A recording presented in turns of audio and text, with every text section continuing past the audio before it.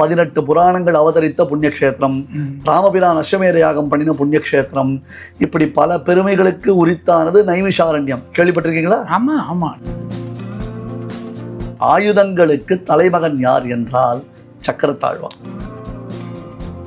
தர்சனம் சுதர்சனம் அப்படின்னு கேட்டா good vision அர்த்தம். அதாவது நாம பார்ப்பதற்கும் அவர் அழகா நமக்கு சேவை சாதிக்கிறார். எதுவுமே சொல்ல முடியாது. ஜெய ஜெய ஸ்ரீ சுதர்சனா, ஜெய ஜெய ஸ்ரீ சுதர்சனா சொன்னாலே போறோம். ஒத்தப்படையில பிரதட்சணம் பண்ணக்கூடாது. ஆமா, நம்ம வச்சுக்கிறது இல்ல. எல்லாரும் இப்ப குழப்பறா. உடனே ஒருத்தர் எழுதுவார், அவர் சொன்னாரு, இவர் சொன்னாரு. எனக்கு எங்க பெரியவா சொன்னது பிரமாணம், நான் யார் சொன்னதையும் கவனிக்க மாட்டேன். தங்கமயில் வழங்கும் கல்யாண பரிசு. நீங்கள் வாங்கும் ஒவ்வொரு 10 கிராம் தங்கத்திற்கும் 50 கிராம் வெள்ளி இலவசம். இச்சலுகை ஜூன் 30ஆம் தேதி வரை மட்டுமே. சக்தியுடன் நேயர்களுக்கு அன்பு வணக்கம். நம்ம ஏபிஎன் சுவாமிகள் கூட இருக்கிறோம். நிறைய விஷயங்கள் நம்ம பேசிகிட்டே இருக்கோம். வைணவம் தொடர்பாக நமக்கு தெரியாத எவ்வளவோ தகவல்களை சுவாமிகள் நமக்கு ரொம்ப சுவாரஸ்யமாக, ரொம்ப உணர்வுபூர்வமாக சொல்லி கொடுத்துட்ருக்குறாங்க. இன்றைக்கும் அப்படி ஒரு எபிசோடு தான் பார்க்க போகிறோம். சுவாமி நமஸ்காரம். ஜெயகலோட சுபர்ணா நமஸ்காரம். சுவாமி, ஆணி மாதம் வந்துடுச்சு. ஆணி மாதம் வந்துட்டது அப்படின்னாலே நமக்கு நினைவு வரக்கூடியது ஆணி சித்திரை இல்லைங்களா? நம்ம ஏற்கனவே சக்கரத்தாழ்வார் பற்றி நிறைய பேசியிருக்கோம். ஆனால் இன்னும் எவ்வளவோ பேச வேண்டிய தகவல்கள்லாம் இருக்குது. நம்ம சக்கரத்தாழ்வார் அந்த சுதர்சன ஜெயந்தி பற்றின அந்த டாபிக் உள்ள இன்னைக்கு பேசுவோம். நம்ம சுதர்சன ஆழ்வாரினுடைய மகத்துவம் என்ன? ஜெயகருட சுபர்ணா மாதிரி ஜெய ஜெயஸ்ரீ சுதர்சனா, இது போன எபிசோட்லேயே நம்ம சுதர்சன ஆழ்வாரை பற்றி நம்ம சொல்லியிருக்கோம். ஆமாம். பகவானுடைய திவ்ய ஆயுதங்கள் நீங்கள் பெருமாளை பார்த்தீங்கன்னா எல்லா கோவிலையும் பெருமாளை சங்கு சக்கரம் கதா பத்ம ஷாரங்கம் அப்படின்னு 5 ஆயுதம், பஞ்சாயுதம்னு சொல்லுவான். சக்கரம் சங்கு, சாதாரணமாக சங்கு சக்கரம்னு நம்ம சொல்றது உண்டு. கதை, அப்புறம் வில்லு, கட்கம்ன்றதான ஒரு கத்தி. இது பிரதானமாக 5 ஆயுதம் பெருமாட்ட. அந்த சக்கரம்ன்றத நேமி வலவா அப்படின்னு ஆழ்வார்கள் சொல்லுவாள். தமிழ்ல நேமினால சக்கரம். அதனால தான் நைமிஷாரண்யம்னு பேரு. நீங்க புண்ணியக்ஷேத்திரங்கள்ல, வடதேசங்கள்ல ரொம்ப ரொம்ப புண்ணியக்ஷேத்திரம், 18 புராணங்கள் அவதரித்த புண்ணியக்ஷேத்திரம், ராமபிரான் அஸ்வமேத யாகம் பண்ணின புண்ணியக்ஷேத்திரம், இப்படி பல பெருமைகளுக்கு உரித்தானது நைமிஷாரண்யம். கேள்விப்பட்டிருக்கீங்களா? ஆமா ஆமா, கேள்விப்பட்டிருக்கோம். அங்க பெருமாள் எப்படி தெரியுமா சேவை சாதிக்கிறார்? வனரூபி. த என்டையர் ஃபாரஸ்ட் தான் பெருமாள்.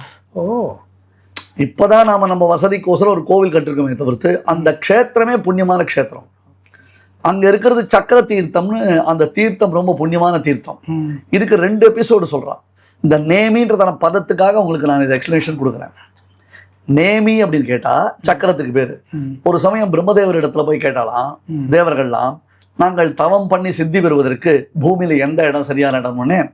அப்போ பிரம்மதேவர் தன்னுடைய பவித்திரம், தர்ப்பத்துல பவித்திரம் சுத்தி போட்டுருப்பாளையா ரவுண்டா, நேமினா வளையம்னு அர்த்தம், ரவுண்டு. அதை உருட்டி விட்டோடனே அது உருண்டு போய் எந்த இடத்துல விழுந்ததோ அந்த இடம் தான் புண்ணியக்ஷேத்திரம். அது அவ்வளவு முக்கியமானது, அவ்வளவு இம்பார்ட்டன்ட், அவ்வளவு செலஸ்டியல்னு சொல்லலாம். அதனால நேமிஷ அரண்யம் ஒரு அர்த்தம். இன்னொரு அர்த்தம், அசுரர்களுடைய தொல்லைகள் தாங்க முடியாமல் தேவர்கள்லாம் போய் சுவாமி இடத்துல போய் பிரார்த்திச்ச உடனே பெருமாள் தன்னுடைய சக்கர ஆயுதத்தை பிரயோகம் பண்ண.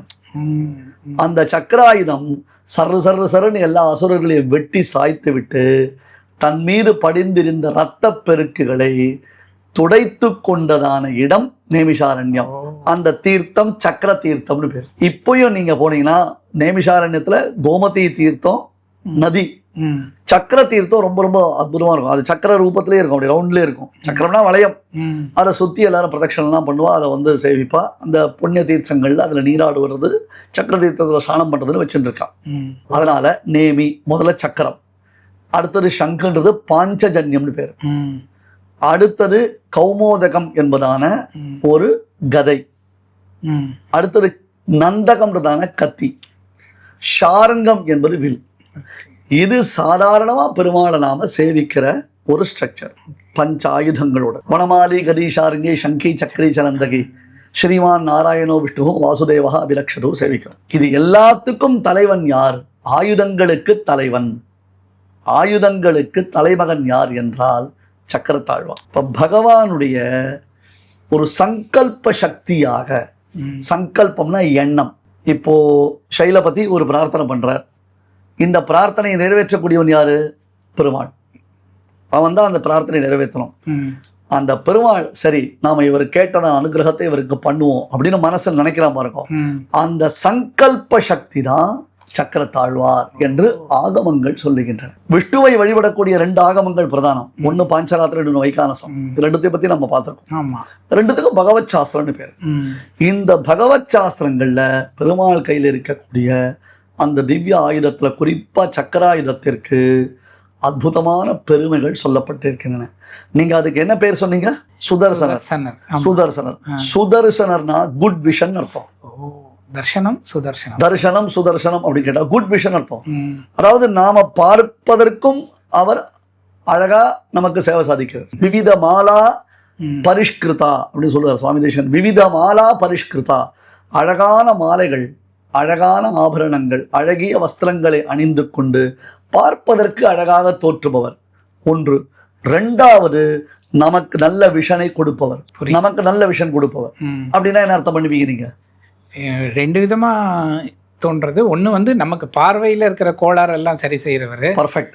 இல்லைன்னா இன்னொன்னு வந்து நமக்கு வந்து லைஃப் தொடர்பான என்ன பண்ணணும், என்ன செய்யணும் அப்படிங்கிற மாதிரி நம்மளோட மோட்டிவை சரி பண்றவர். Very good. இது 2மே சரிதான். அதாவது நமக்கு பார்வையில நமக்கு பல விதமான கோளாறுகள் ஏற்படுறது அப்படின்னு கேட்டால், இந்த நல்ல கண் பார்வை தெரிவதற்காக என்ன சுவாமி வேற என்ன வேணும்? வாழ்க்கையில் நமக்கு தேவையானது ஒரு நல்ல ஒரு ஐசைட் அப்படின்னு நம்ம சொல்றோம் இல்லையா, அது பளிச்சுன்னு இருக்கணும். ஸோ அது கொடுப்பார். இன்னொன்று, வாழ்க்கையில் ஒரு தெளிவான பார்வையை நமக்கு ஏற்படுத்தி கொடுப்பார். நம்ம எப்படி போகலாம், என்ன பண்ணலாம், அதாவது மனக்குழப்பம் குழப்பம் இல்லாமல் நம்மளால சில சமயத்தில் டிசிஷன் எடுக்க முடியாம போகும். சில சமயம் நமக்கு ஈவில் ஆட்டிடியூட்ஸ் நம்மளை சுத்தி நிறைய இருக்கும். அதுல இருந்து நம்மளை வெளியில கொண்டு வருது அப்படின்னு சுதர்சனர். 3வது முக்கியம் என்ன தெரியுமா? நம்ம பார்வையே இன்னொருத்தர் பேர்ல கோணல் மாடலா இருக்கும். இப்ப நான் என்ன பண்ணுவேன், நீங்க வரைச்சவே இவரை எப்படி டீஸ் பண்ணலாம், இவர்கிட்ட என்னென்ன தோஷங்கள் இருக்குன்னு நம்ம அதை ஃபோக்கஸ் பண்ணலாம். இன்னைக்கு சோசியல் மீடியாவை கையில வச்சுட்டு இருக்கிறவாள் 99.9% என்னன்னா, தேவையில்லாத இன்னொருத்தரை டீஸ் பண்றதுக்கு தான் அது யூஸ் ஆகுது. ஒண்ணுமே இல்ல. நீங்க எத்தனை பேர் சொல்றீங்க வைணவம் தொடர்பான கேள்விகள்னு, சம்பந்தமே இல்லாத சில போஸ்டிங்ஸ் நமக்கு வரும், வரதான் செய்யும். ஏன்னா nobody wants to concentrate on that. Correct. They wants to post what they thought. அவ்வளவுதான். What they think, whatever it may be. அவன் என்ன நினைக்கிறானோ, என்ன நினைச்சானோ அதை போட்டுணுமே தவிர அங்க நாம என்ன சொல்லியிருக்கோம், அது யாருக்கான மெசேஜ், இதை யூட்டிலைஸ் பண்ணக்கூடியவன் யாருன்னு சொல்ல மாட்டான். காரணம் என்ன? they lost their original vision. Perumal பகவத்கீதையில ரொம்ப அழகா சொல்றார், அஞ்ஞானம் என்பது ஒரு இருட்டு. நமக்கு அஞ்ஞானம்னா நிறைய பேருக்கு என்ன ப்ராப்ளம் தெரியுமா? நான் இத்தனை டிகிரி வாங்கியிருக்கேன், இத்தனை பட்டம் வாங்கியிருக்கேன், என்ன போய் அஞ்ஞானம் சொல்றீங்கன்னு. எது பார்க்கணுமோ, எதை தெரிஞ்சுக்கணுமோ, எதை ஃபோக்கஸ் பண்ணணுமோ அதுல நம்ம clarity missing. we are losing that.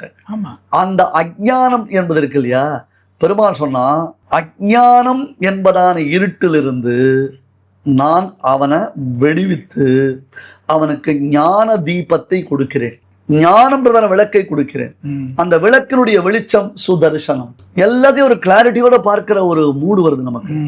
அதாவது இன்னைக்கு பாசிட்டிவ் திங்கிங் அப்படின்னு சொல்றாங்க. இத ஜப்பான் தத்துவத்துல சொல்லியிருக்காங்க, ஜென் தத்துவத்துல சொல்லியிருக்காங்க. அப்படின்னா நம்ம பசங்க எல்லாம் ஜப்பான்ல சொல்லிருக்காங்க, ஜென் சொல்லிட்டார், ஒரு ஜென் துறவி சொன்னாரு. இதெல்லாம் என் பெரியோர்கள் சொல்லியிருக்காங்க, நம்முடைய முன்னோர்கள், நம்முடைய மூதாதையர்கள் காண்பித்திருக்காங்க. பகவத்கீதையில பெருமாள் என்ன பண்ணா, நாஷயாம் ஆத்மபாவஸ்தா ஞான தீபேன பாஸ்வதா. அஞ்ஞானம் என்பதான இருட்டை நான் அழிக்கிறேன், ஞானம்ன்றதான விளக்கை கொடுத்து நான் அழிக்கிறேன். அப்ப ஞானம்ன்றது ஏற்பட்டுடுத்துனா நல்லறி ஞானம் என்பதாக சொல்லுவோம். அந்த ஞானம் ஏற்பட்டுடுத்துனா நமக்கு எல்லாமே பாசிட்டிவ் விஷன் வரும். இதான் மோட்டிவேஷன். சுதர்சனர் நம்மளை மோட்டிவேட் பண்றவர், மூட்டி விடுறவர் இல்லை. மோட்டிவேட்டர் தான், மூட்டி விடுறவர் இல்லை. சுதர்சன மகாஜ்வால கோட்டி சூரிய சமப்பிரபா அஜ்ஞானாந்தஸ்ய மே தேவ விஷ்ணோஹோ மார்க்கம் பிரதர்ஷயா. இது ஒரு ஸ்லோகம். மறுபடி சொல்றேன், மந்திரம் மந்திரம் மந்திரம் குதிக்காதீங்க. ஸ்லோகங்கள் நாமாக்கள் சொன்னாலேயே அதுக்கு மந்திரத்துக்கு உரியதான பவர்ஃபுல் இருக்கு, பவர், அதனுடைய ஃபுல் சக்தி இருக்கு, அது கிடைக்கும், அதனுடைய பவர் இருக்கு. எல்லாத்துக்கும் மந்திரம்னு அர்த்தம் பண்ண வேண்டிய அவசியம் இல்லை. இப்போ அதுவும் கச்சாபச்சார மந்திரம்லாம் போடுறான் சில பேர்லாம், அதை சொல்லக்கூடாது, அது தனி. அப்புறம் அந்த எபிசோட்ஸ் போயிட்டே இருக்கும். அப்புறம் அது ஒரு இதுல எல்லாம் பார்த்தீங்கன்னா சில ரொம்ப கடுமையான தபஸ் பண்ண வேண்டிய மந்திரத்தெல்லாம் ஒரு மீட்டிங் ஹால் அப்படியே உபதேசம் பண்ணிட்டு இருக்கான். இருக்கட்டும், ஆனா அதை கூட தப்பு தப்பா உபதேசம் பண்ண, ஆமா, அது இன்னொரு விசேஷம். ரொம்ப கொடுமையா இருக்கு அதெல்லாம். சரி விடுங்க, நம்ம என்ன பண்ண முடியும். இந்த மாதிரி அறியாமை, இந்த மாதிரி எடாவிடமா கண்டதே காட்சி கொண்டதே கோலம்னு நாம போறோம் இல்லையா, அதுல இருந்து அந்த டிஸ்ட்ராக்ஷன்ல இருந்து அந்த டைவர்ஷன்ல இருந்து நம்மளை தடுத்து சரியான ஒரு ரூட்டை, ஒரு பாத்தை நமக்கு காண்பிக்க கூடியவர் சக்கரத்தாழ்வார். அஜ்ஞானாந்தஸ்யமே தேவ. நான் இப்ப எந்த ரூட்ல போயிட்டு இருக்கேன், அறியாமைன்ற ஒரு பெரிய டென்ச் டார்க்ல நான் டிராவல் பண்ணிட்டு இருக்கேன். அந்த இருட்டுல போயிட்டு இருக்கேன், ஒண்ணுமே தெரியல. என்ன தெரியும், கீழே என்ன இருக்கு தெரியுமா, மேல என்ன இருக்கு தெரியுமா, பக்கத்துல என்ன இருக்கு தெரியுமா. அப்படித்தான் இன்னைக்கு சோர்ஸ் அப்படி வந்துருது. இன்னைக்கு மக்கள் கிட்ட தேடல் அப்படின்றதே குறைஞ்சு போச்சு. இப்ப நீங்க பாக்குற இவ்வளவு புத்தகங்கள் இருக்கு. நான் என்னுடைய 8வது வகுப்புல இருந்து இந்த புத்தகங்களை சேகரிக்க ஆரம்பிச்சிருக்கேன். இந்த புத்தகத்துல எந்தெந்த இடத்துல ஒரு 2 பக்கமாவது படிச்சிருப்பேன். இன்னைக்கு என்னிடத்துல படிக்கக்கூடிய சீடர்கள் கிட்ட போய் ஒரு புத்தகம் பாருங்க, உடனே டாய் டாய் டாய் அப்படி அடிக்கிறான், டர்ன்னு இறங்குறதுன்றான். அதுல எத்தனாவது பக்கத்துல நான் சொல்லக்கூடிய விஷயம் இருக்குன்னா அதுக்கெல்லாம் அவன் யோசிக்கவே வேண்டாம், டக்குனு உடனே சர்ச் போடுறான், அதுல உடனே கிடைச்சு வருது. இப்ப நான் என்ன பண்ணுவேன், ஒரு காலத்துல நான் என்ன பண்ணேன், இங்க இருக்கிற புஸ்தகத்தை முதல்ல, இது நான் சொல்ற சோர்ஸ் எந்த புத்தகத்துல இருக்குன்னு முதல்ல மைண்டை செட் பண்ணிக்கணும். இது ராமாயணமா, மகாபாரதமா, பாஞ்சராத்திரமா, பகவத்கீதையான்னு யோசிக்கணும். அப்புறம் அது சம்பந்தப்பட்ட புஸ்தகத்தை முதல்ல தேடணும். அந்த புஸ்தகத்துல இது எத்தனாவது அத்தியாயத்துல வருது, ஒருவேளை சாந்தி பருவம் மகாபாரதத்துல வந்திருக்குன்னா எத்தனை பருவம் நான் படிக்கணும், எத்தனை அத்தியாயங்கள் நான் வாசிக்கணும் ஒரு ஸ்லோகம் எடுக்கிறதுக்கு. இதனால எனக்கு என்ன லாபம் கிடைச்சதுன்னா, அந்த ஒரு ஸ்லோகத்தை தான் நான் தேடி போறேன், ஒரு பிரமாணத்தை தான் நான் தேடி போறேன். ஆனா அதை சுத்தி இருக்கக்கூடிய பல விஷயங்கள் அந்த சமயத்துல என்னால படிக்கப்பட்டு உள்வாங்கி கொள்ளப்பட்டது. Nowadays that we are all missing it. ஆமா, கண்டிப்பா, உடனே கண்டிப்பா. இப்ப நம்ம பேசுறதே நம்ம நேர்கள் பண்ணுவோம், சுதர்சனன் உடனே கூகுள் பண்ணுவோம். ஒரு 10 வருஷம் முன்னாடி நமக்கு என்ன இருக்கும், ஓஹோ பக்கத்துல எந்த கோவில், சக்கரத்தாழ்வார் கோவில் இருக்கு, அங்க போய் சேவிக்கணும்னு ஆசைப்படுவோம். அவரை பத்தி அங்க போய் ஒருத்தர்கிட்ட போய் தெரிஞ்சுக்கணும்னு ஆசைப்படுவான் இல்லையா. இந்த மாதிரி டிஸ்ட்ராக்ஷன், டைவர்ஷன்ல இருந்து நம்ம வெளில வரத்துக்கு, அஜ்ஞானம் தான ரூட்ல நான் போயிட்டு இருக்கேன், கம்ப்ளீட்டா எனக்கு பிளாக் அவுட் ஆயிடுத்து. அதுக்கு விஷ்ணோஹோ மார்க்கம் பிரதர்ஷ, நல்ல வெளிச்சத்தை கொடுத்து, எனக்கு ஒரு நல்ல ஆத்ம லாபத்தை, அறிவை கொடுத்து, ஆத்ம பிரகாசத்தை கொடுத்து, பகவான் எம்பெருமான் மகாவிஷ்ணுவருடைய வழியை எனக்கு காண்பி என்று நாம சக்கரத்தாழ்வார பிரார்த்திக்கிறோம். 2 என்ன, பகவானுடைய சங்கல்ப சக்தி சக்கரத்தாழ்வார். 2வது நமக்கு நல்ல ஒரு விஷன், காக்னேஷன் ஆங்கிலத்துல, கூர்மையான கவனச்சிதறல் இல்லாமல் பார்க்க வேண்டியவற்றை ஆழ்ந்து கருத்து பரிமாற்றங்களுடன் பார்த்து மனதில் பதிய வைத்துக் கொள்ளக்கூடிய ஒரு பெருமை.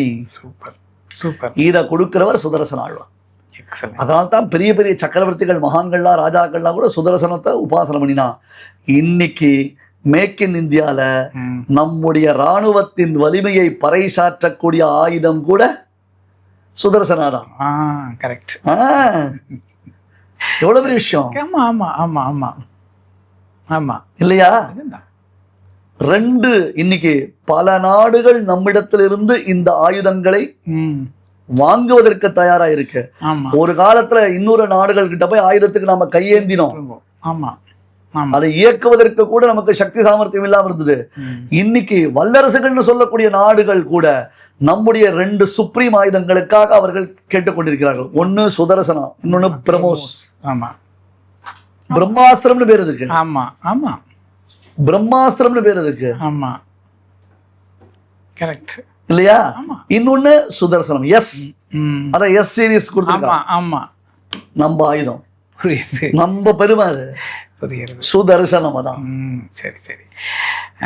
சுதர்சன ஆழ்வார் உண்டான ஸ்தோத்திரங்கள், அதுல முக்கியமானது எது? இப்போ பாராயணம் பண்ணணும், எது பண்ணலாம்? போன தடவையே சொல்லியிருந்தேன், சுவாமி வேதாந்த தேசிகன் எழுதியிருக்கக்கூடிய 8 ஸ்லோகங்கள் ஜெய ஜெய ஸ்ரீ சுதர்சனான்றதாக முடிக்கக்கூடிய பிரதிபட ஸ்ரேணி பீஷணாம் வரகுணஸ்தோம பூஷணாம் ஜனிபயஸ்தான தாரணாம் ஜகதவஸ்தான காரணா நிகில துஷ்கர்ம கர்ஷனா நிகம சத்தர்ம தர்ஷனா ஜய ஜய ஸ்ரீ சுதர்சனா ஜய ஜய ஸ்ரீ சுதர்சனா.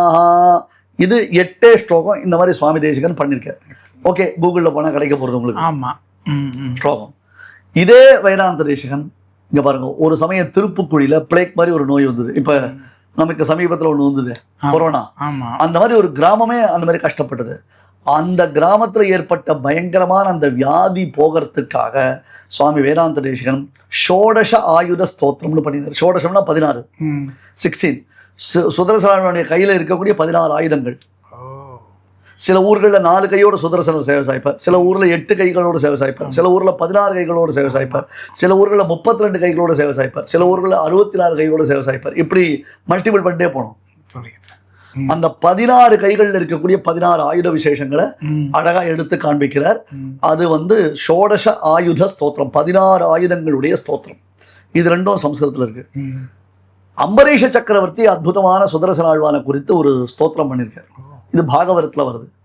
அவரை துர்வாசர் பூதம் விரட்டின்னு வந்தது. அப்ப அம்பரீஷ சக்கரவர்த்தி சுதர்சன ஆழ்வானை பிரார்த்திச்சார். அந்த சுதர்சன ஆழ்வான் அவருக்கு அனுகிரகம் பண்ணினார். அது பாகவதத்தில் வருது. அவர் ஒரு ஸ்தோத்திரம் பண்ணிருக்கார். சுவாமி நடாதுரம்மாள் அப்படின்னு ஒரு மகான், அவர் வேதாந்த தேசியுடைய ஆச்சாரியனுக்கு ஆச்சாரியன். அவர் சுதர்சன ஆழ்வான் விஷயமாக ஸ்தோத்திரம் பண்ணிருக்கார். கூர நாராயண ஜீயர் என்னும் ஒரு பெரிய மகான், கூர நாராயண ஜீயர் ஒரு பெரிய சுதர்சன உபாசகர். அவர் ஒரு சமயம் ரங்கநாதருடைய தெப்பம் வெள்ளத்தில் அடிச்சுன்னு போச்சு. சுதர்சன மந்திரத்தினால் அந்த தெப்பத்தை மறுபடியும் கரைக்கு மீட்டெடுத்தார்னு சொல்லுவார். அவ்வளோ வலிமையான உபாசனை பண்ணியிருக்கார். அவர் 100 ஸ்லோகங்கள் பண்ணிருக்கார். இது சாதாரணமாக சம்ஸ்கிருதத்தில் இருக்கிறதுனால எல்லாருக்கும் அது கொஞ்சம் அவ்வளோ தூரம் வராது. சுவாமி வேதாந்த தேசிகன் 8 கோணங்கள் நடுவில் 8 தளம் உடையதான தாமரைக்கு நடுவுல சுதர்சன ஆழ்வாரை பிரதிஷ்டை பண்ணி உபாசிக்கும் தமிழ் பாடல் எழுதியிருக்கிறார். வேதாந்த தேசிகர் பரமத பங்கம், பரமபத பங்கம் இல்ல, பரமத பங்கம், பிற மதங்களை கண்டித்தல். உடனே பரமபத பங்கம் அதை முடிவிடும். வைஷ்ணவ சித்தாந்தமே அடிப்படை. சரியா? அந்த பரமத பங்கத்துல ஆதியில அந்தத்துல 16 கையுட சுதர்சன ஆழ்வானுக்கு தமிழ் செய்யுளும் 8 தளங்களுடைய தாமரைக்கு நடுவில் எண் கோணத்துக்கு நடுவில் இருக்கக்கூடிய சுதர்சன ஆழ்வானை பற்றியதான தமிழ் பாடலையும் சுவாமி வேதாந்த தேசிகன் பாடியிருக்கிறார். இதெல்லாம் நெட்டில் அவைலபிள். வேதாந்த தேசிக திவ்ய பிரபந்தம், தேசிகருடைய பிரபந்தத்துக்கு உள்ள போனால் இதெல்லாம் கிடைக்கும். சம்ஸ்கிருதத்தில் சொல்லக்கூடிய அதை சொல்லலாம், தமிழில் சொல்லறதுக்கு சக்தி சாமர்த்தியத்துக்காக சொல்லலாம். எதுவுமே சொல்ல முடியாது. ஜெய ஜெய ஸ்ரீ சுதர்சனா, ஜெய ஜெய ஸ்ரீ சுதர்சனா சொன்னாலே போகிறோம். ஆனி மாதம் சித்ரா நட்சத்திரம் இந்த சுதர்சன ஆழ்வானுக்கு உகந்தது, சுதர்சன ஜெயந்தி என்று நம்முடைய பெரியவர்கள் இதை கொண்டாடி கொண்டிருக்கிறார்கள். Okay okay. இப்போ நம்ம ஆலயத்துக்கு போகிறோம், சுதர்சன ஆழ்வாரோட சன்னதி வருது, அங்கே நம்ம தரிசனம் பண்ணுறதுக்கு அப்படிங்கிறதுக்கு ஏதாவது முறை இருக்கா? இப்படிதான் 4, 8, 12, 16 இந்த முறையில் பிரதட்சணம் பண்ணணும். ஓ சரி. ஒத்தப்படையில் பிரதட்சணம் பண்ணக்கூடாது. ஆமா, நம்ம வச்சுக்கிறது இல்லை. எல்லாரும் இப்போ குழப்பறா, எல்லாத்துக்கும் குழப்பறா. உடனே ஒருத்தர் எழுதுவார், அவர் சொன்னாரு, இவர் சொன்னாரு. எனக்கு எங்க பெரியவா சொன்னது பிரமாணம், நான் யார் சொன்னதையும் கவனிக்க மாட்டேன். நம்ம பெரியவா சொல்லி கொடுத்துருக்கா, இதுக்கு இதுதான் பிரமாணம், இதுக்கு இன்னொரு பிரமாணத்தை கொண்டு வர முடியாது. ஆமா, நான் உங்களுக்கு ஒரு அலோபதி மெடிசன் சொல்லிருச்சு, ஆயுர்வேதத்துல இது இப்படி சொல்லியிருக்கேன்னா என்ன அர்த்தம்? அது கரெக்ட். அந்த மாதிரிதான். இந்த கன்ஃபியூஷன் வரக்கூடாது. 4, 8, 12, 16 பண்ணலாம். சுதர்சன ஹோமங்கள் ஆத்துல எல்லாரும் பண்ணலாம். ஏன்னா திருப்பி இது கேள்வி வரும், போன தடவையே சொல்லியாச்சு. ஆத்துலயே சேவிக்கலாம், அங்கேயும் போய் சேவிக்கலாம். என்ன, கோவிலுக்கு போனாலும் சந்தோஷம், போகாட்டாலும் சந்தோஷம். முக்கியமா சொல்ல வேண்டியது அவரோட நாமாவை சொல்றது, அவ்வளவுதான். சுதர்சன ஆழ்வான உட்கார்ந்த இடத்துல இப்பதானே சார் போட்டோஸ்லாம் வந்திருக்கு. ஆமா, அந்த காலத்துல ஏது போட்டோஸ். பெரியவாள்லாம் என்ன பண்ணுவா, என்னைக்கோ ஒரு நாள் கோவிலில் போய் சேவிச்சுட உட்காந்து மனசுல தியானம் பண்ணிட்டு அப்படித்தான் அவ அந்த பரபிரம்மத்தை சாட்சாத்காரம் பண்ணினாலே தவிர்த்து நம்ம இப்போ எல்லாத்துக்கும் ஒரு ஃபோட்டோ, எல்லாத்துக்கும் ஒரு ஸ்க்ரீன் சேவர் வச்சுட்டு இருக்கோம். நம்ம இதெல்லாம் சந்தோஷம். இன்னொன்று, பயந்துட்டே இருக்காதீங்க, எல்லாத்துக்கும் பயந்துட்டு இருக்காதீங்க, கேள்வி கேட்டுகிட்டே இருக்காதீங்க. நாம ஒரு ஸ்ரத்தையோட நல்ல பக்தியோட பண்ணினோம்னா நிச்சயம் பெருமாள் நம்மளுக்கு அனுகிரகம் பண்ணுவான், தண்டிக்க மாட்டான். ஒருவேளை நமக்கு தெரியாமல் தப்பு பண்ணினா பெருமாள் யார் மூலமாவது நமக்கு இல்லப்பா நீ பண்றது சரியில்லை, இதை இப்படி திருத்திக்கோன்னு சொல்லுவான். அதனால பயந்துட்டு எல்லாத்துக்கும் பேசாம விட்டுடக்கூடாது. நம்ம பெருமாள்லாம் அனுகிரகம் பண்ற பெருமாள், தண்டிக்கிற பெருமாள் இல்லை. தண்டனைனா எப்படி தண்டனை? ஒரு பையனை ஒரு வாத்தியார் தண்டிக்கிறாருன்னா அவன் கெட்டு போன தண்டிக்கிறார், அது சரி. அவன் உருப்படக்கூடாது நான் தண்டிக்கிறார். அதை நாம புரிஞ்சுக்கணும். புரியுது. ரொம்ப ரொம்ப அழகாக கிறிஸ்பாக இது வேறு மாதிரி இருந்தது. போன தடவையும் நம்ம பேசியிருக்கோம். இந்த தடவை வந்து வேற ஒரு விஷயம் கிடச்சிருக்கு நமக்கு. ஒரு அற்புதமான இது. நேர்களே, இந்த வீடியோ உங்களுக்கு ரொம்ப பிடிச்சிருக்குன்னு நினைக்கிறேன். லைக் பண்ணுங்கள், கமெண்ட் பண்ணுங்கள், நிறைய ஷேர் பண்ணுங்கள். இந்த மாதிரியான வீடியோக்கள் வந்து நிறைய பேருக்கு போய் சேரணும் அப்படிங்கிறது தான் நம்மளுடைய நோக்கம். அதுக்கு உதவி செய்யுங்க. சுவாமி, ரொம்ப அழகாக சொன்னீங்க. ரொம்ப நன்றி. ஜெயகருட சுபர்ணா. ஜெய ஜெய ஸ்ரீ சுதர்சனா. ஜெய ஜெய ஸ்ரீ சுதர்சனா. ஓகே. உங்கள் இல்ல திருமணங்களை சிறப்பாக்கும் தங்கமயிலின் கல்யாண பரிசு. ஒவ்வொரு 10 கிராம் தங்கத்திற்கும் 50 கிராம் வெள்ளி இலவசம். கை நிறைய தங்கம், பை நிறைய வெள்ளியை அள்ளிட்டு போக இன்றே தங்கமயிலுக்கு வாருங்கள். தமிழகம் எங்கும் இச்சலுகை ஜூன் 30ஆம் தேதி வரை மட்டுமே.